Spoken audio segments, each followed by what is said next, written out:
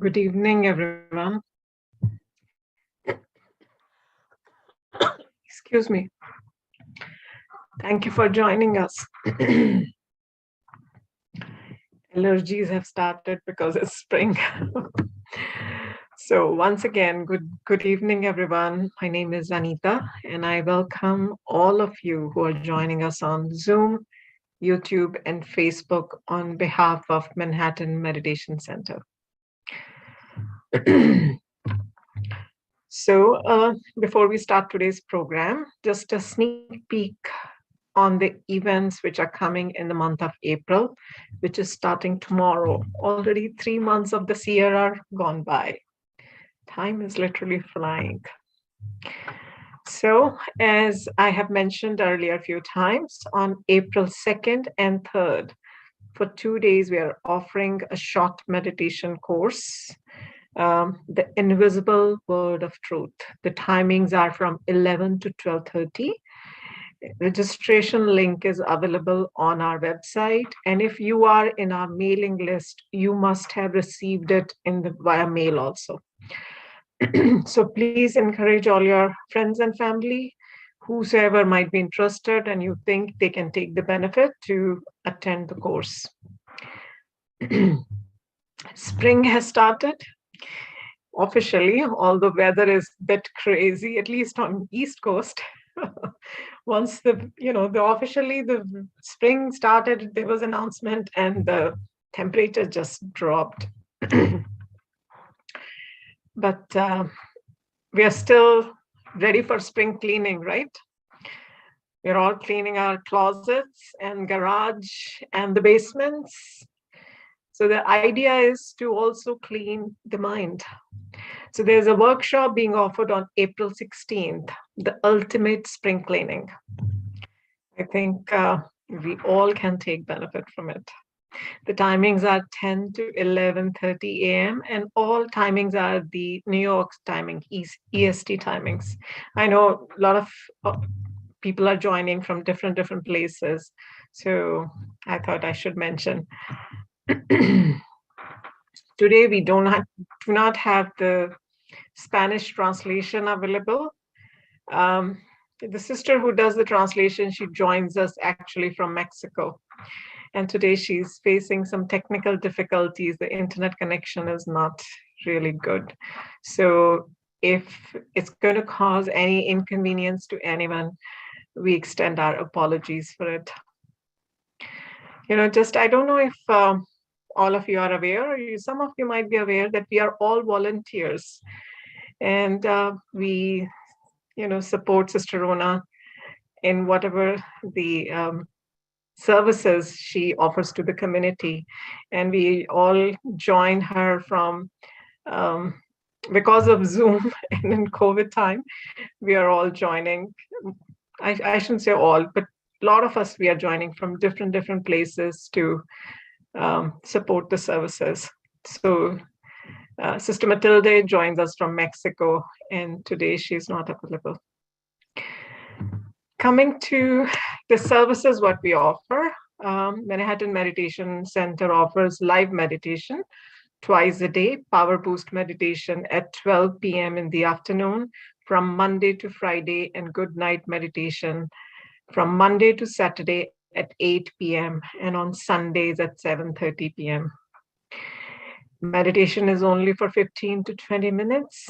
Meditator shares a thought on a particular topic and leads everyone into meditation.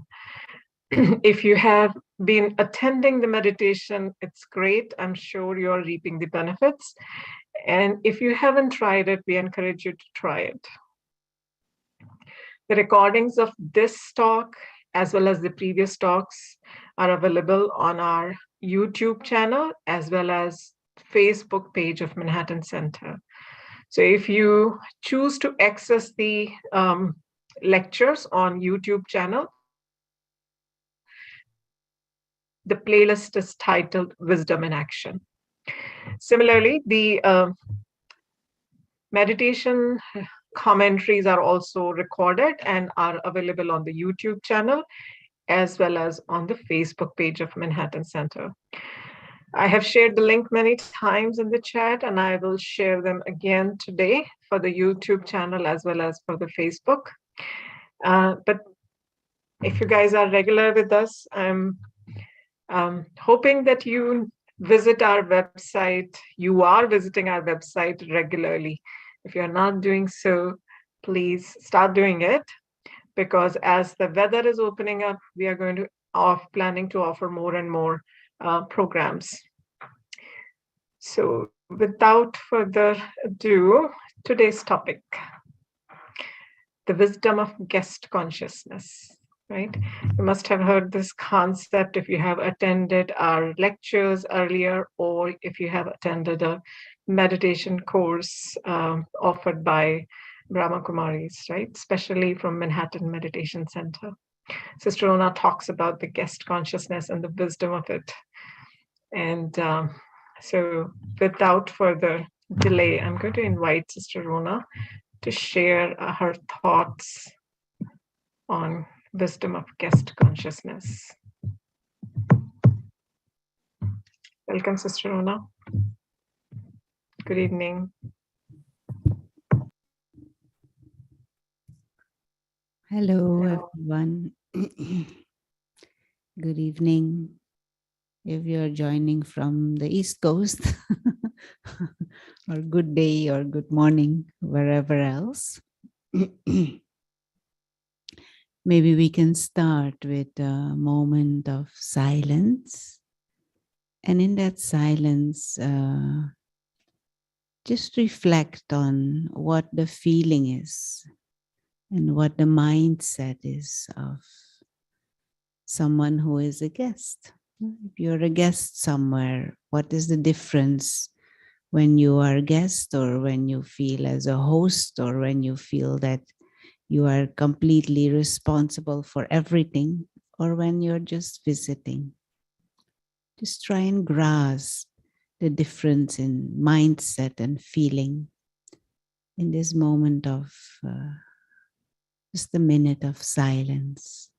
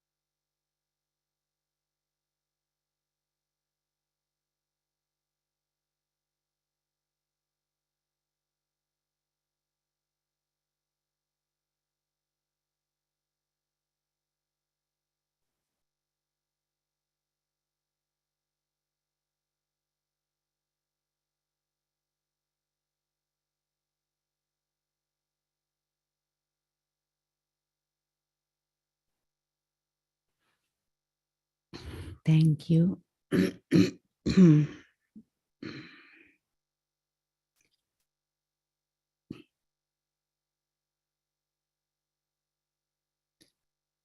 Just this minute that you were reflecting or experimenting,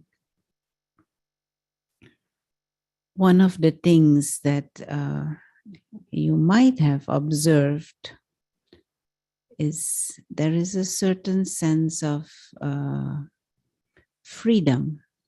No? So say there is a certain event and you are just attending the event, you are just observing the event, you are just a guest in that event, you're just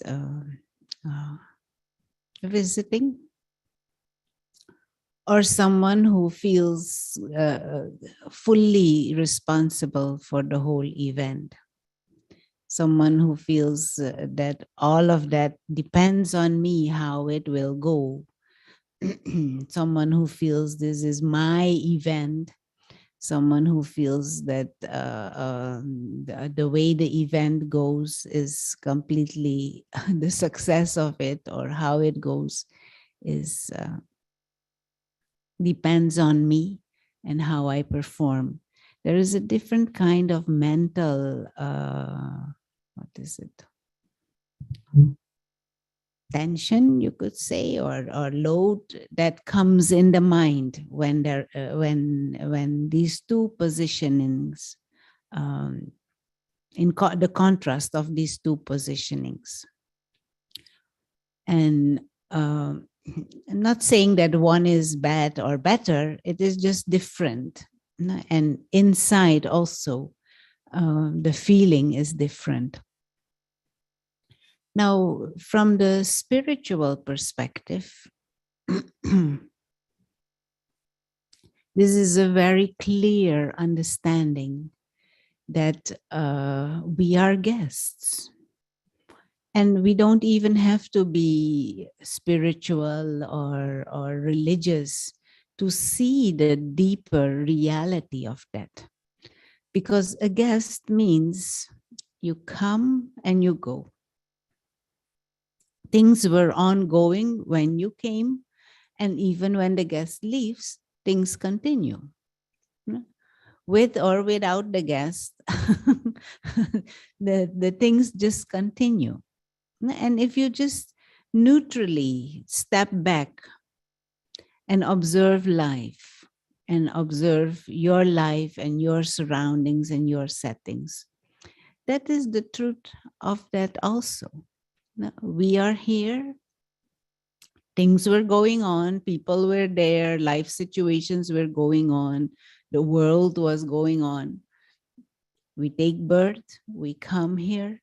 We get connected, and there are interactions. And at some stage in time, the person leaves, or physical death is there. Things continue. Everyone around continue. Life continues. The world continues. So we as if make a guest appearance, you could say, but things continue. And we never take the time to really use that broader perspective on life and on our life to see the truth of this. Will New York City stop if Rona is not there? No, it will continue. Even if it is pandemic or not pandemic, or lockdown or not lockdown, but everyone, it will continue. My neighbors and their life, it will not stop. Even the people who I interact with, and who I interact with frequently, who I live with, it will all continue, whether Rona is there or not there.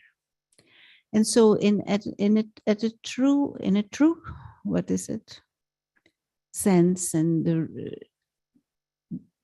we just come, visit, and go. But we generally don't have that consciousness. We don't see that bigger picture of a visitor. Now, what are the characteristics of a visitor? The characteristic of someone who is a guest. The person who is a guest, where he visits or she visits, there is no, you don't own anything there. Yeah.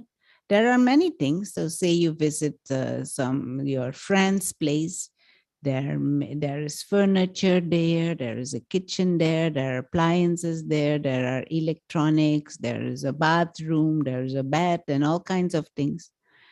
And you may use the couch, you may use the sofa, you may use all of it, and enjoy it.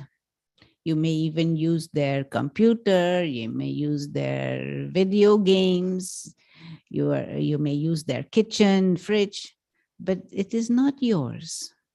You don't own it. You don't put a label mine on it. Even people who are there, you interact with them, you may even have fun with them, you may party with them, but they are not your people. You don't own anything or anyone there. But that doesn't stop you from enjoying. That doesn't stop you from interacting. That doesn't stop you from learning. That doesn't stop you from expressing. That doesn't stop you from loving. That doesn't stop you from respecting. That doesn't stop you from being enthusiastic about certain exchanges. So this guest consciousness, one big characteristic of this guest consciousness is this understanding that we don't own anything. But not owning anything doesn't diminish the quality of your experience. Not owning anything doesn't diminish the quality of your interactions. Actually, it enhances it. Because if say, for example, there is a chair that you own, you feel you own that chair, and somebody jumps on that chair, you might feel anxious about that. You might feel this is not right. Whilst if you don't own it, you might even feel this is funny. This is interesting. This is entertaining. But with the moment that this feeling of ownership comes in, what happens? You get to feel you have to protect it. The moment this feeling of owning comes in, you feel you may lose it. And you feel you will be less when it is gone. And so this feeling of anxiety and stress and insecurity comes in the moment we get into this feeling of ownership. Whether it is reality or not reality, but if the feeling inside is this is mine, I own it, anything that can break or that can be taken away or that is temporary, it can make us insecure. Whilst if there is the guest attitude, it is not mine. That still doesn't mean that you will disrespect it or break it, but there will not be that insecurity of possible loss. No, and human beings and human psyche, we don't like this word loss. And we don't like this possibility of losing anything. No, this word loss in all cultures actually, which is quite interesting. At present, at least, this word loss is negatively, has a negative load, negative meaning. And just for yourself at this moment, do you like this word losing? Losing, loser, loss? No, it kind of creates an unpleasant feeling inside. But we can only lose something that we own. And we can only feel a loss when we feel we owned it. If we never felt we owned it, then we also don't feel I'm losing anything. Your neighbor's car, it is out there parked. Every day you see it. Your neighbor may be even asking you sometimes to drive it around when they are on holiday so that it doesn't, that it gets some exercise, the car. But when it is gone, you don't feel, I lost my car. I lost the car. No, it doesn't belong to me. I maybe used it. The neighbor even may tell me, anytime you want it, just take it. You can take it for a ride or use it for your errands. But you don't feel I lost, because there was not the feeling of ownership. And so this emotional freedom that comes when we are free from this idea of owning and this idea of mine, there is a lightness and a freedom and a deeper ability to enjoy,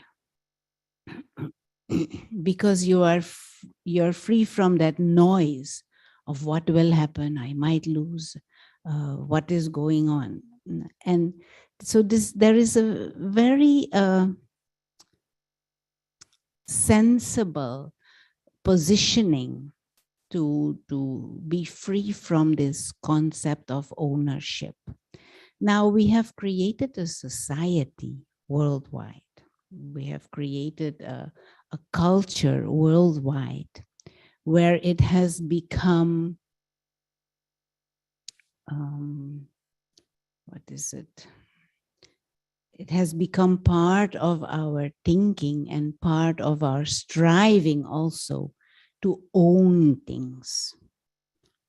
And we have created a culture where there is not that deeper reflection of whether this is true or not true.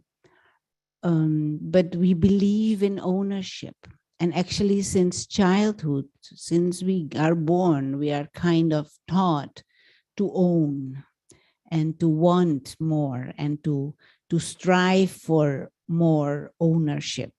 So this whole concept of ownership has been ingrained in our thinking, ingrained in our psyche, and ingrained in our culture and in our society, and the way we live and what we think is important.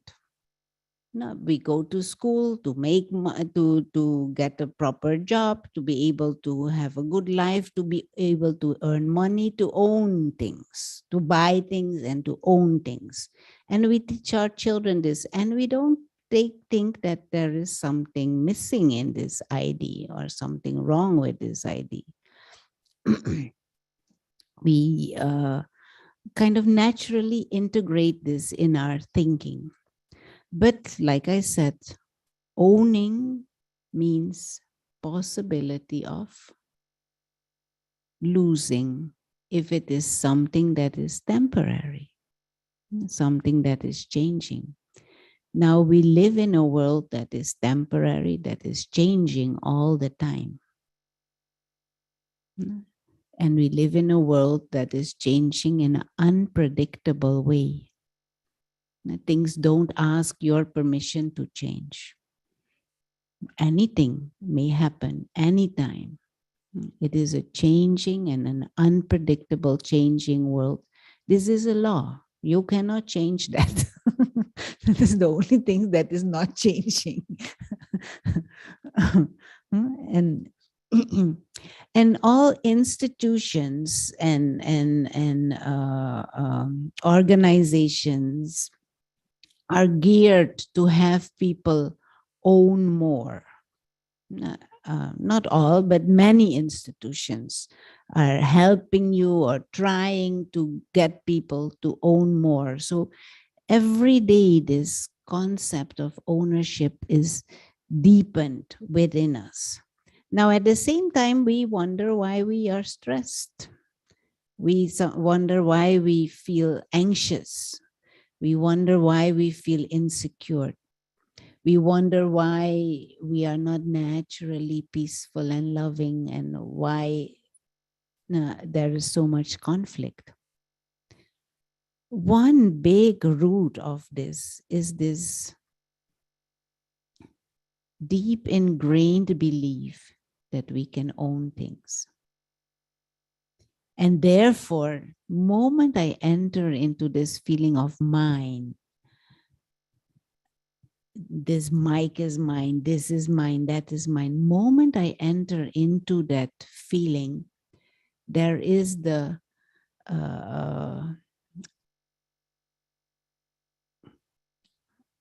what is it? I'm looking for the word. The automatic emotion behind. I may lose, I might lose. And we can even observe this phenomena in terms of how we live with this body. Now, spirituality says there is the experiencer, the being of consciousness, the soul using this body. No? Human being, these words, human, the human part is the body and the physical extensions around the body and the characteristics of this body, like ethnicity and gender and culture and the physical background. And there is the being, the one who is creating thoughts, the one who is having certain feelings, creating certain emotions, having visions, having ideas, having wishes, having a certain attitude and a vision and a perspective. The being of consciousness, the invisible experiencer or soul is called within the spiritual language. So this being has come into this body. Within the mother's womb, there is the little body forming. Initially, it is just tiny, tiny, tiny. And it grows and it grows. You know how big the embryo is at 3 months? Anyone knows? 3 months. It just like this, to an inch and a half. That is at 3 months. And then later on it grows, the body grows and becomes like this nice, cute baby once it is born. But at some stage in the mother's womb, that lump of cells that is growing, there is life. And mothers, many times, they know that moment. They call it quickening or not, sorry, the baby starts moving. There is movement. And mother many times knows, oh, life is there now. That is the moment that the soul enters the body and start using that little tiny body, fetus body. Soul combines with the body, and then the body grows and there is life there. And then the baby takes birth and grows into adult human being, lives a life, and then at some stage, what happens? The being leaves the body again. Consciousness, the experiencer, the invisible experiencer, leaves the body and continues with the journey, but the body is left behind. So, in a real sense, whether it was 50 years or 100 years or 5 years or even 1 year or even 1 day, this soul visited the body lived a life with the body for a period of time, and then leaves the body. Now, is there anything that we can change about this dynamic? Is there anyone in the world and throughout history who has been able to change this dynamics? Is there anyone who has not left the body ever? Even Alexander the Great and Napoleon and all these emperors of the past, they have come and they have gone. Whether they live 5 years or 50 years or 120 years, but sooner or later, the experiencer, the being of consciousness, leaves the body. So is it right? Is it correct to say, I own this body? In a real sense, I don't even own this body. This body belongs to matter. And matter is giving it to me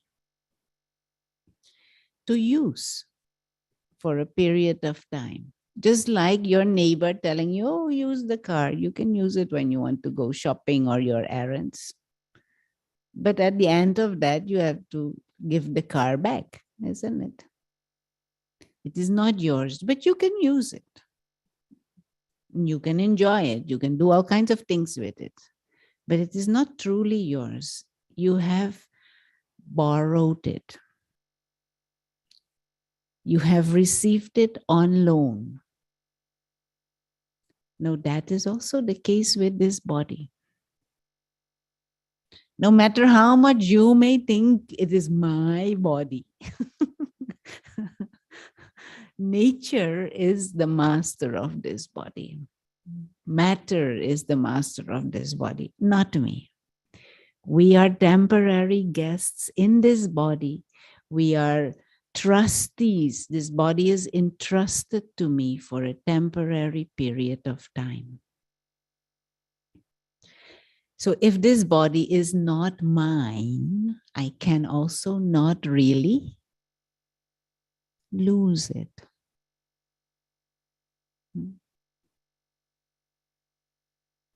I am just visiting, using it, experiencing certain things over a period of time. I can enjoy it. I can be enthusiastic about it, but I cannot truly own. And if I cannot own this body, can I use anybody else's body? Can I own anybody else's body? Not truly.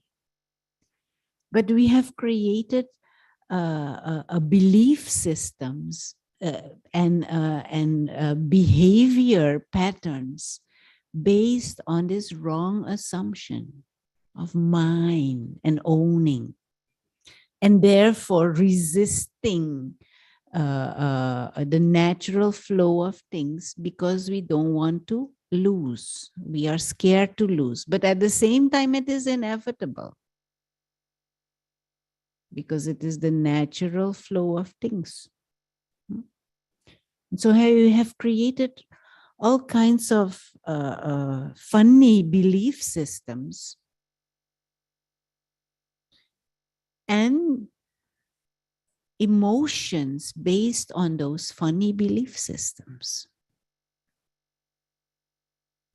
Whilst if there is the inner positioning of visiting, then you're kind of, what is it, curious what is going on. You're happy to experience and experiment and explore, but you do not get into this trap of mine and I and losing and threat and anxiety and fear and these negative emotions that comes with the word loss. If there is no ownership, then there is no loss either.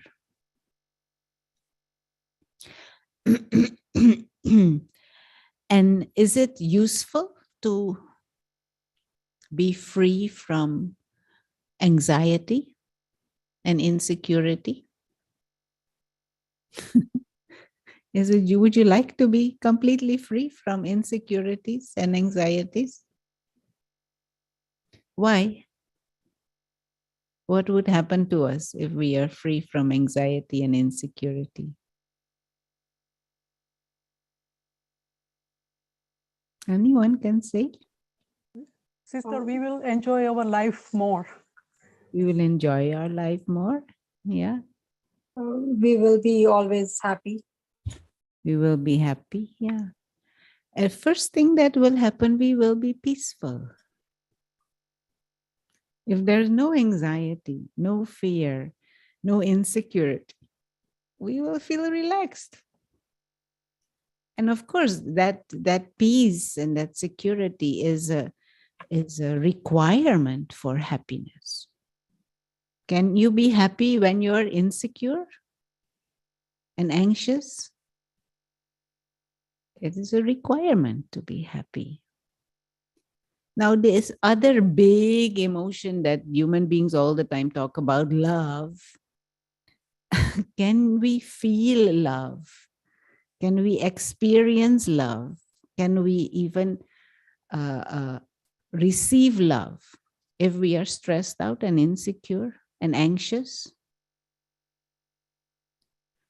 In a way, we can, as long as that person makes us feel secure. So, for example, say I feel I own this, what is it, car. And I feel this is my value is based on this car. And other people looking at this car, I feel insecure because they may want my car, they may take my car, they may damage my car. But I will love the person who praises the car. I will love the person who continues to tell me, yes, it is your car and it is a nice car and you are so good because of your car. That person I can love. But someone who doesn't do like that, I cannot love. Because that insecurity will be acting up and acting out. And so all these positive emotions, all these nurturing emotions, I won't be able to access them. And I won't be able to experience them all the time if I'm insecure, if I feel threatened, if I feel scared. Now, the guest consciousness, on the contrary, we are at ease. We are in peace because we can't lose anything. It is not mine, but I can enjoy the whole thing. Now, this is a very sensible positioning in life, because life and this world, it offers us so many things. So our life becomes rich in terms of every moment, every interaction, everything is like a gift to enjoy, to learn from, to interact with, to enrich myself with in terms of my feelings. But I don't get into the bondage of it. I don't feel, oh, I need it to be okay. I can't be without it. No, for a guest, everything is extra. It is an extra entertainment. It is an extra gift. It is an extra situation to learn from. It is an extra interaction that enriches my own being and my own thinking. But I don't need to grab onto it and say mine, mine, mine, and it cannot go away ever from me. Not lose it. A desperate attempt to not lose it. And so life becomes richer. Now here, New York City, emerging from the pandemic, lots of tourists are coming again. Now, who you think enjoys New York City most? Those who live here or those who visit? The tourists. The tourists enjoy. Why? Clear, yeah. Because they are carefree. And there is a carefreeness, there is an enthusiasm, there is, even the fact that some shops are not there anymore. The tourists, oh, interesting. This is nice. Some new thing emerged. Oh, this is also nice. Some hole in the ground. They think, oh, look at the huge big hole. Those who live here, they may be complaining.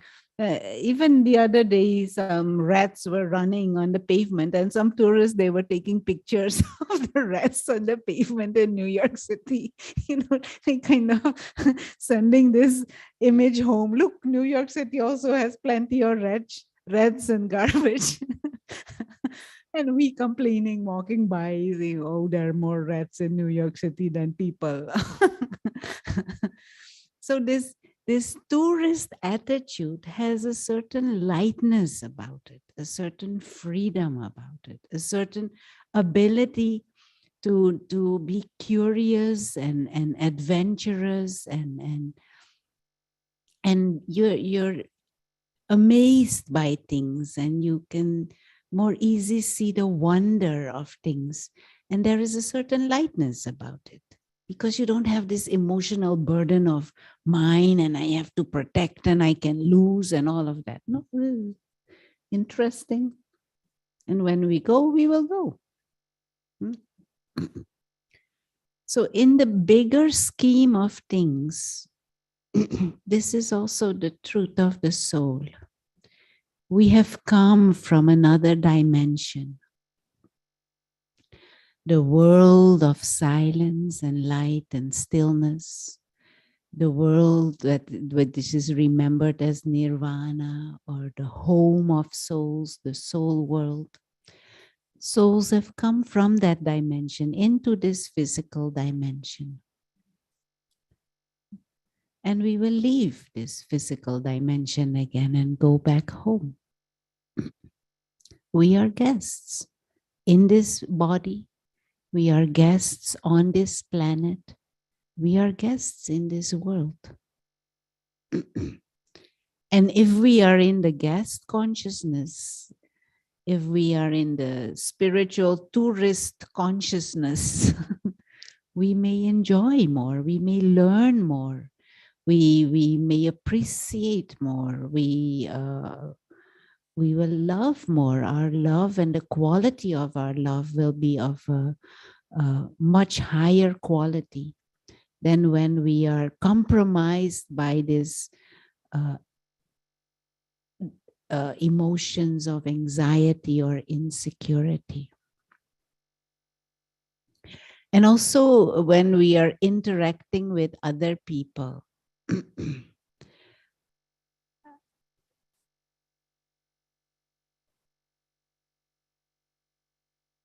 if there is not this emotional burden of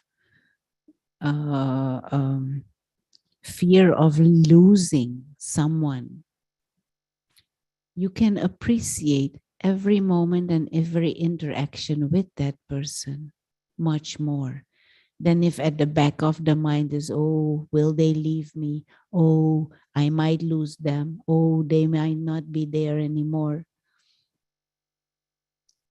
We cannot enjoy the moments that are shared to the depth that is possible and the lightness with which it is possible.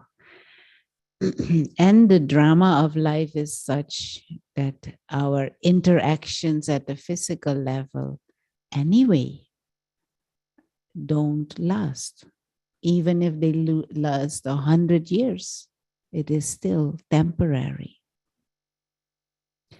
At a spiritual level, once that broader perspective is there, we can also understand that everyone else is also a guest here. Everyone else is also a soul. Everyone else is also a being of consciousness who has come into this physical world, into this body, and at some stage in time will leave this body, will leave this physical world, and will go back home. And so as souls, as living lights, as tiny, beautiful stars of consciousness, we will all go home, and we all belong to that same home. The soul world, or Nirvana, as it is also called in Sanskrit, the world of silence and light, the home of the Supreme Soul. And if we belong to that same home, then we are family.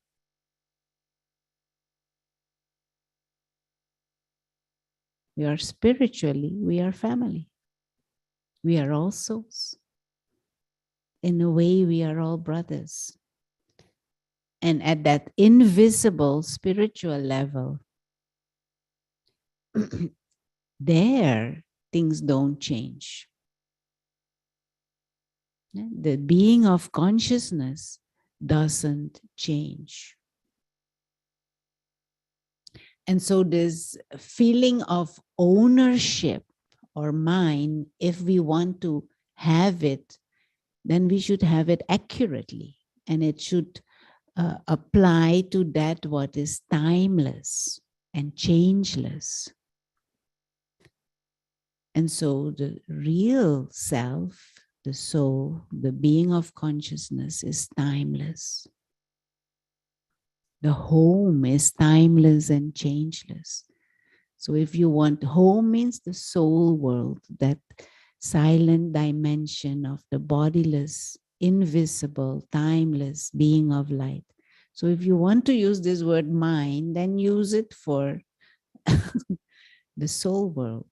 If you want to use the word my family, use it for the family of souls, invisible, timeless, higher beings of consciousness. My brothers. And at that level, we cannot lose anything. All are spiritual beings who transcend this physical,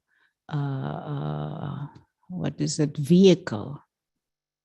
At that level, we can never ever lose anyone, because the soul transcends physical death.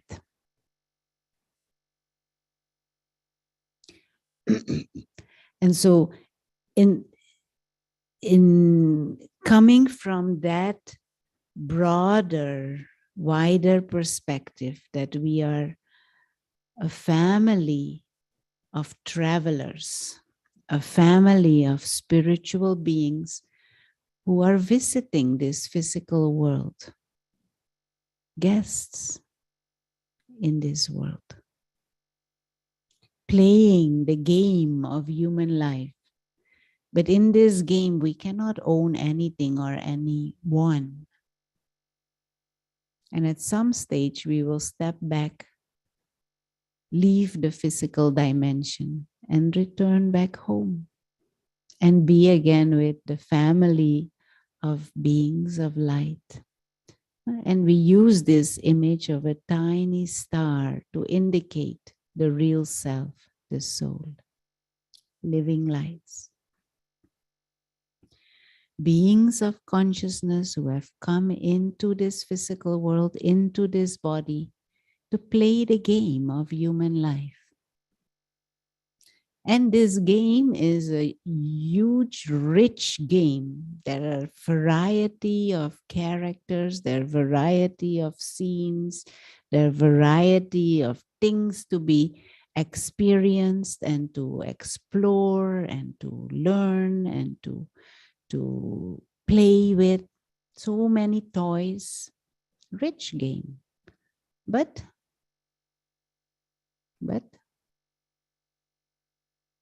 every game ends. So this game will also end.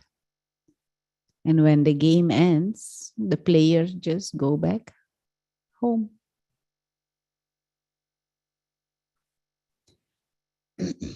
Lisa, want to ask anything? Go ahead.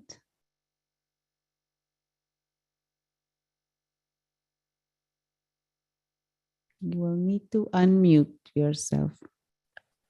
Yeah, I don't know if my question is related to the whole topic that guest consciousness. Why we lost the soul's quality so fast? And the example would be when we born to this physical realm, Yeah. we developed insecurity very fast. As an infant, you would cry if you are placed in a stranger's hands, not your mother or your primary caregiver. So what is the lesson for the souls that are being placed in this physical realm? It is not something developed. It is just almost want to say it's an innate response to this physical body. I like how I hear for the whole evening about the guest consciousness, how we should approach this life. You come in with nothing, you come in here for a great experience. You should not own anything. That's totally changed the perspective. So my question is a little long, but I would love to hear your response. Thank you. Yeah. No, we lose it very quickly because we come into an environment where that is the norm already, and the vibrations, even from the mother and in the mother's womb, the vibrations of that mine is already there. So the soul gets quickly pulled into that mindset at this moment in time, because the whole world is in that mindset. And so our choice at this moment is only we can become free from that. At this moment, the choice is not, I don't want to lose this guest consciousness. We are already deeply immersed in this illusion of ownership, and to come out of it. And as parents, if you come out of it, there is bigger chance that children hold it longer. Now, even if we go back like 300-400 years, in what is now called the United States of America, the Native Americans, in their cultures, there was not this concept of owning land. No. Even for many things, they didn't have this concept of owning. They were still living, they were still enjoying, they were still doing all kinds of things, but there wasn't this concept of owning. That came when the Europeans came and they brought that idea. They plant a flag, this is my land, and for the queen and whatever. Then this whole concept of owning land started.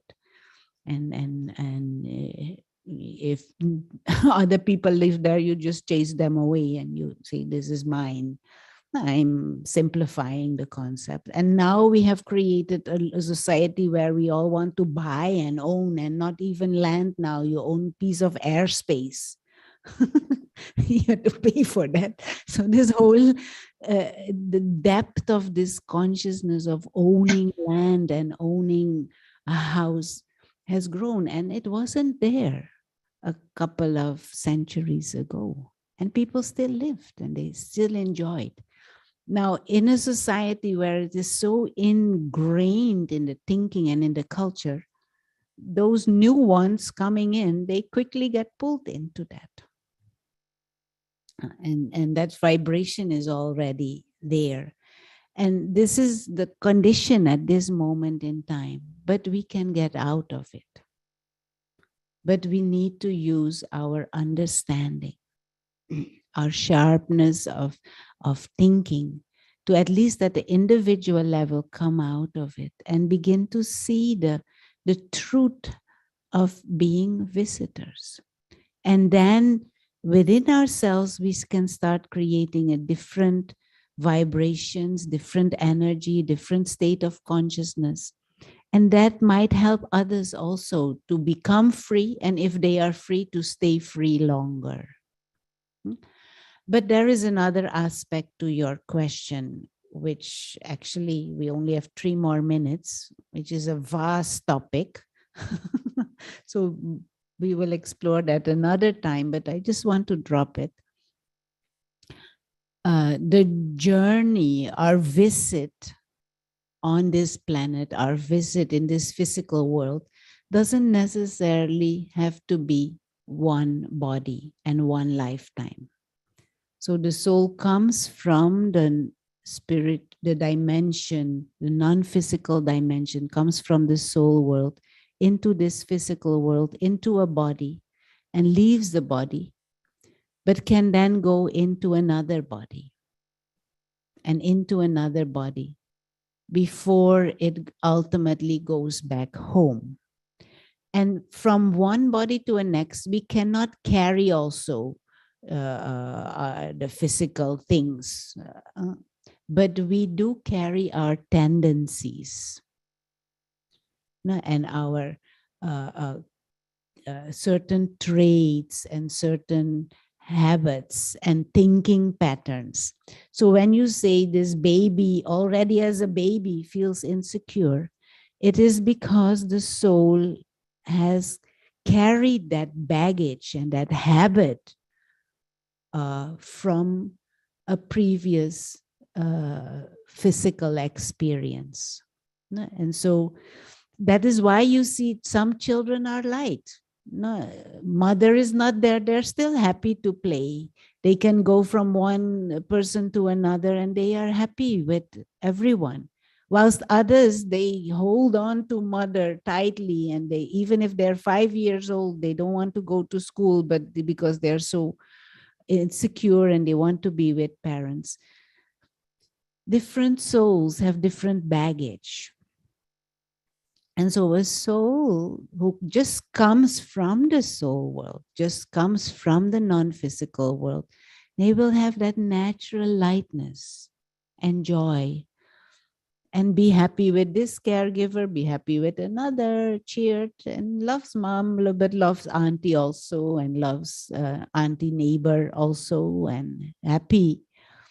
Whilst others, they can't stand the idea that they can't see mother. Now, even just to sleep in their own room, that is a big thing. They have to be with mommy and dad all night. Because we have different journeys and we carry different baggage. But like I said, this is a vast topic, which is for another day. But just to make clear that our journey doesn't necessarily only means this body and this physical lifetime. It can be much longer. And we carry things from the past, which can be positive things, but they can also be negative things that we carry from the past in the form of tendencies, in the form of, tendencies is the best word, certain traits and certain character traits. Some children, you see, they have the habit, whatever you give them, they give away.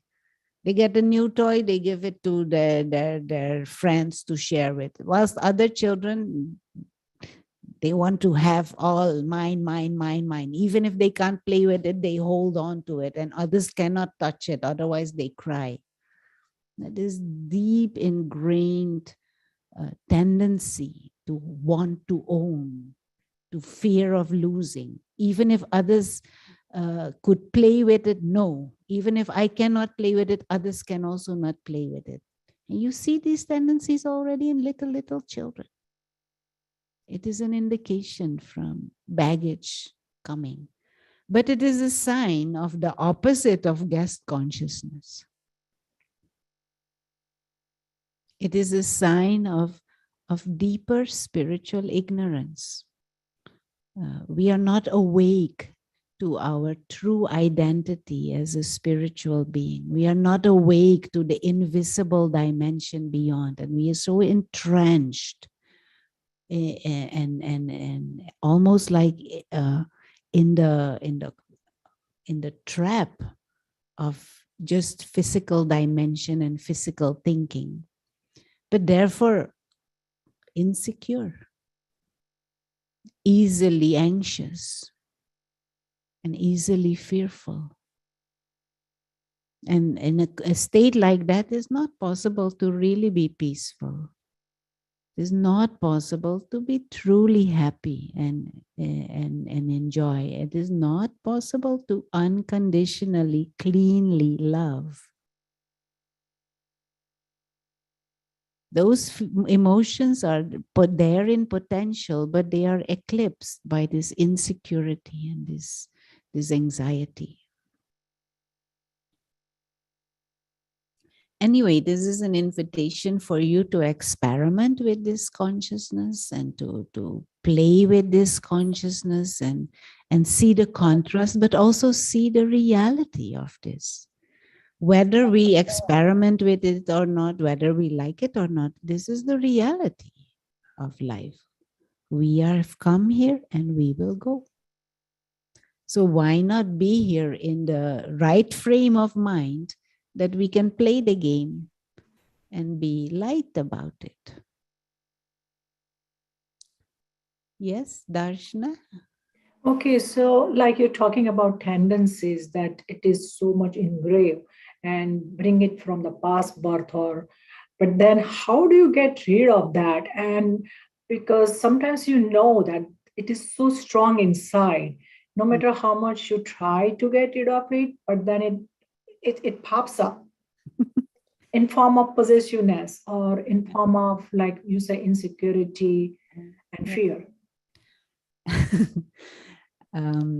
We are over time already, so if you permit few more minutes. But this, of course, is a vast thing. The only way we can truly get rid of this in an elegant way is if we reprogram our own thinking. First of all, see, okay, I have these tendencies, but they are based on a wrong perspective. And then start to work actively, but with a more complete perspective, a broader perspective. This is why I was saying, experiment with this in your daily activities. Hold this thought. The inner being, the higher being, is a guest. I'm a guest in this world. And repeat it to yourself and see the reality of it and experiment with different ways of responding to situations. But like you said, it is so ingrained, it will require repeated attention and repeated practice, probably over a long period of time. Because it is not only your ingrained habits that are pulling you, everyone else around you also in that same limited thinking. So this is why what the Brahma Kumaris is doing, and this meditation center is part of the Brahma Kumaris, is offering a system of repeated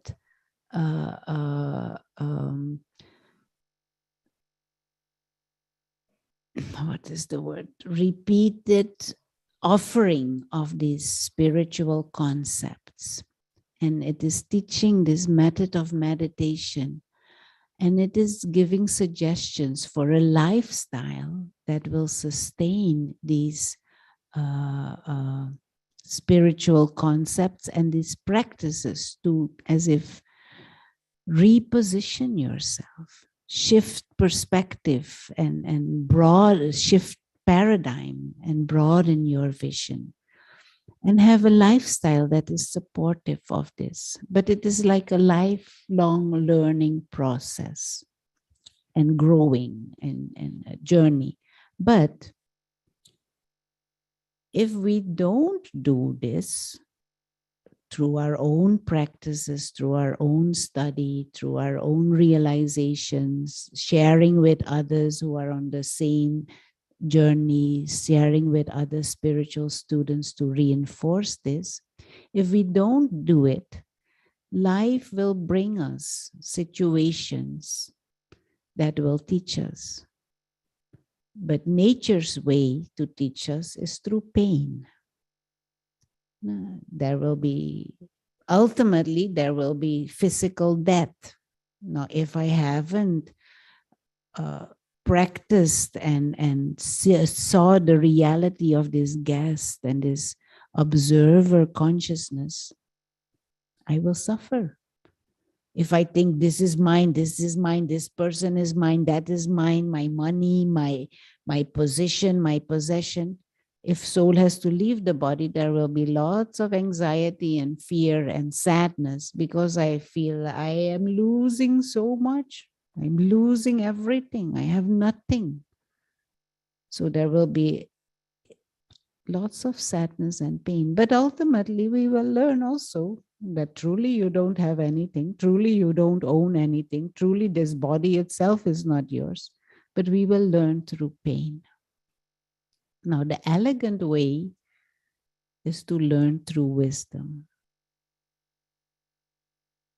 But we need to spend time reflecting on these things, experimenting with these things, sharing with others, interacting with others who also are practicing these things, and repeated reminders of spiritual truths. And this is why I personally love the organization of the Brahma Kumaris, because it provides a structure within which I can learn and grow and share with others also. Now you all are here for this talk, and I appreciate very much, and very good you are here. But I am the one who is learning most. I myself am learning and reinforcing these things within myself. So it is extremely beneficial for me to do this. And all of you who are there and also are taking benefit, great. But and this is we need these reinforcements because we live in a world that has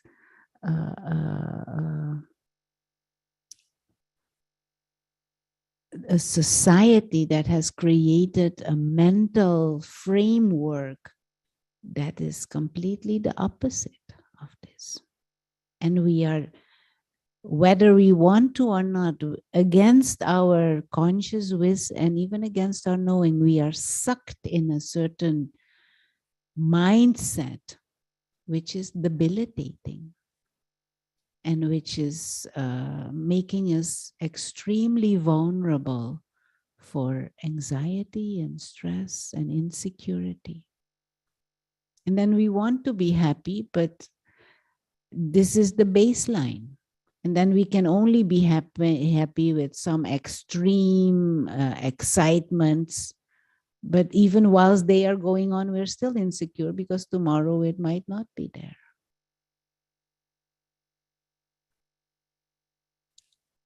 So all I can say is play with it. And yes, we have as if gone into a direction of spiritual ignorance. We have to come out of it. But it will only happen by my choice. And every moment again choosing. exposing yourself to spiritual wisdom and to company of those who are in that direction also. Okay, thank you. Om Shanti. Okay. Okay, let's close. Oh, what a pity. Appreciate very much the attention and the interest. Very good. And hope to see you again soon. Let's close with some moments of deeper reflection of this. And in those moments, try and experiment and experience that mindset of a visitor. This being of light, tiny star, come from the invisible dimension, who belongs to that family of stars, who belongs to the Supreme Being. And we are just in this world of matter, in this body, for a temporary period of time to play the game, visiting. And at the end of the journey, at the end of the game, all will go back home. Try and grasp the innocence and the lightness of a mind that is free from these bondages of ownership and mind. Just visiting, playing the game. And in the end, happy to go back home, feeling full and enriched by the experiences of the game, but able to leave the game also and be back in the dimension of stillness, of light, of silence, with the family of timeless, benevolent beings of light.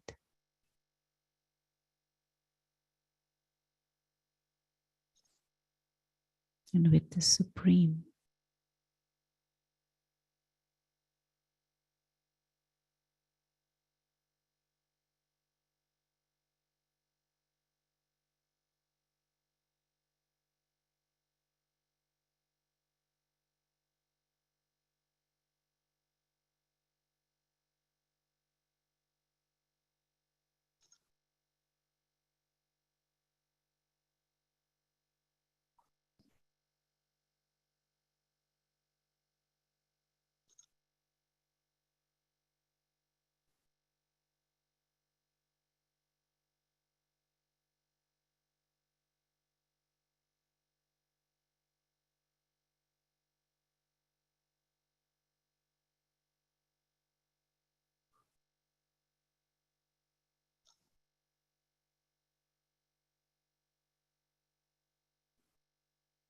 Thank you. And have a good night.